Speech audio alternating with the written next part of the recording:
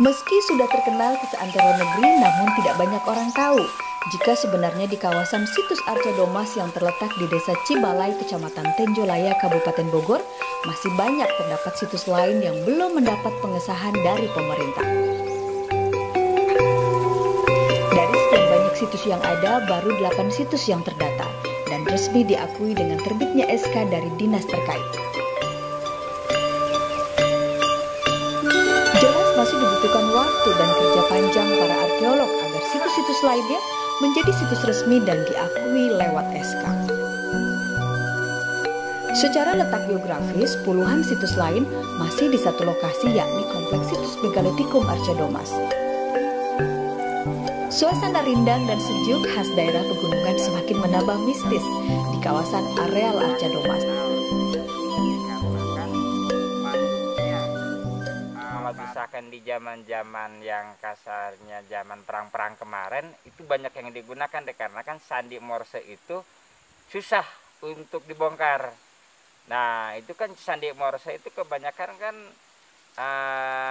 digunakan pada zaman ya masuk ke abad-abad sekarang 19. Nah memang diketemukannya kan emang pada abad ke-19 sandi Morse itu. Nah, itu udah masuk ke sini gitu ya.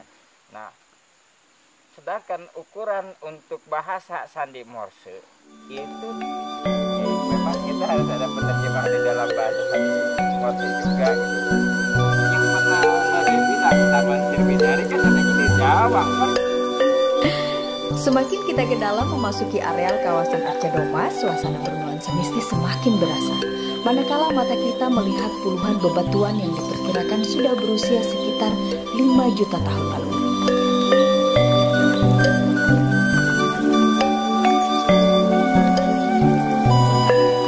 Kendati belum mendapat pengesahan secara resmi oleh pemerintah, nasib puluhan situs yang memiliki nama tersendiri beberapa di antaranya rapi tertata.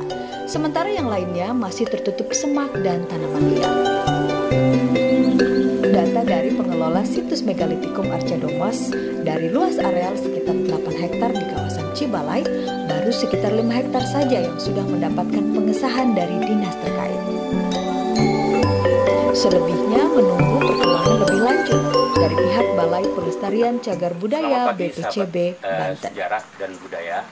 Pagi ini saya berada di situs Arca Domas di kawasan Bogor, dan pagi ini saya bersama Kang Denny sebagai juru pelihara dari BPCB Banten yang yang dipercaya mengelola di situs ini. Selamat pagi Kang Denny. Ya, pagi Pak. Kang, saya mau tanya Kang, ini sebetulnya yang dipagar ya 2 meter. Cuman ini situsnya kan ada 8 ya, 8 situs cuman pada jauh Pak. Ini Jadi terpencar-pencar gitu ya. Terpencar. Kurang lebih 5 hektar lah. 5 hektar. Dari kawasan 5 hektar ini yang sudah terdata atau yang sudah keluar SK-nya baru 8 ini kan? Iya, baru 8. Menurut Akang berapa banyak yang ada di sini kira-kira? Kalau misalkan kita dipugar dari sini kan 700 meter ada lagi, cuman masih ketutup Pak, kebuka sedikit-sedikit gitu. Jadi ke atas nih masih banyak lagi banyak. Kan? Nah, Banyak. Kan Kang Denny nggak berani buka semua. Kita kan harus ada izin dari dinas juga kan gitu. Maksudnya batasnya sebelah mananya kan lebih jelas orang dinas. Ya intinya sebetulnya dari kawasan yang sekitar 5 hektar ini saja sebetulnya banyak sekali situs ini Kang ya? Iya banyak. Cuma yang sudah ter-SK-kan ya, baru 8. itu baru 8 ya, gitu. Kang Denny ini ditemukannya kapan sih? Mulai ditemukannya situs ini? Kalau pertama kali oleh Belanda ya? Ya. Ya oleh Belanda tahun 1914. Terus kesininya lagi tahun 1965 itu udah ketemu Pak. 1965 ya, gitu. udah ketemu, cuman mulai ada juru pelihara. Tahun 1982 itu udah ada juru pelihara. Dulu kan sebutannya juru kunci ya, dulu juru kunci. Cuman sekarang kan udah juru pelihara ya. Ini yang pertama yang ini Pak, yang dinamain Arca Domas. Arca Domas yang ini gitu ya. Yang sama kawasan Cibalai, terus Endong Kasang sama Pasir Mangis 3 tuh. 3. Iya, yang pertama tahun 1982 itu. Yang pertama di SK-kan itu 3. Yang pertama itu di SK-kan ada 3. Nah, selanjutnya di SK-kan apa aja? Itu yang namanya situs Endong Kasang. Terus namanya ini yang namanya Arca Domas Cibalai. Terus dari sini 1 jam itu namanya situs Pasir Mangis atau sebutan masyarakat di sini Sikabayan. Kabayan. Itu juga sudah di SK kan? Udah, itu sama tuh dengan ini. Ini juga Kang di belakang kan ada situs juga yang dinamakan Taman Sriwedari nih Kang. Oh iya. Sementara agak jauh juga saya lihat di tebingan ada situs yang berbentuk seperti singgasana ini. Iya. Itu namanya betul namanya Taman Sriwedari dan itu situs singgasana atau ada nama lain untuk ini? Kalau yang dari sini kan 300 meter ya. Kalau masyarakat bilang sih itu apa namanya situs Taman Sriwedari.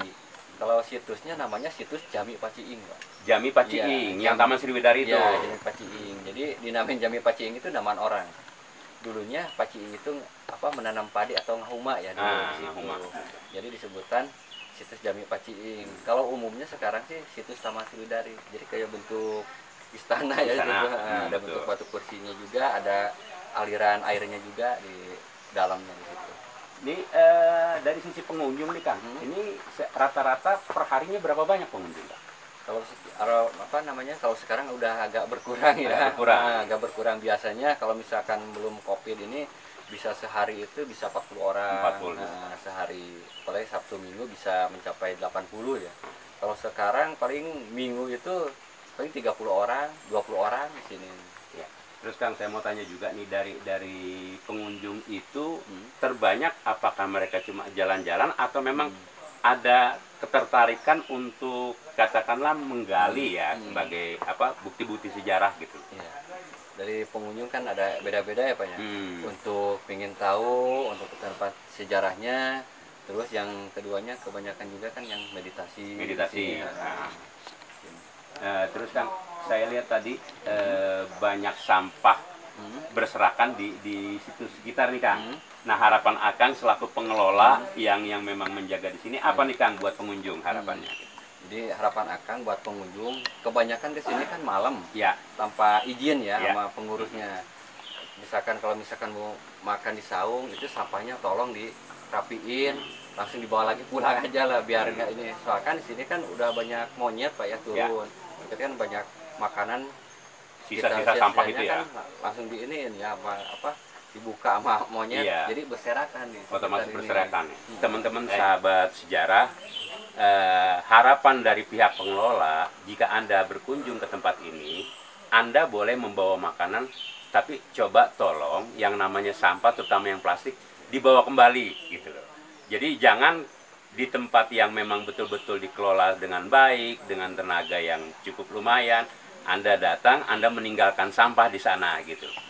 Itu saja saya kira wawancara dengan Kang Denny. Kang, terima kasih banyak waktunya. Insyaallah moga-moga semakin ramai pengunjungnya nanti. Terima kasih Kang Denny. Assalamualaikum. Namun sayangnya dari sejumlah wisatawan yang datang banyak meninggalkan sampah. Petugas penjaga areal situs mengaku kewalahan atas sampah yang ditinggalkan para pengunjung. Keberadaan sejumlah binatang liar seperti kera dan burung menjadi hiburan tersendiri bagi wisatawan yang datang berkunjung.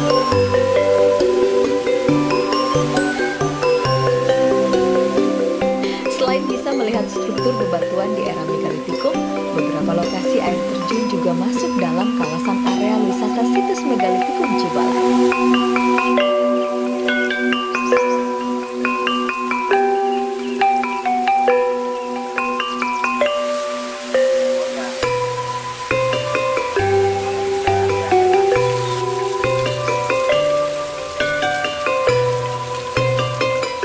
Serunya berwisata sejarah dan alam pedesaan sangatlah cocok bagi Anda dan keluarga yang memiliki aktivitas tinggi setiap harinya.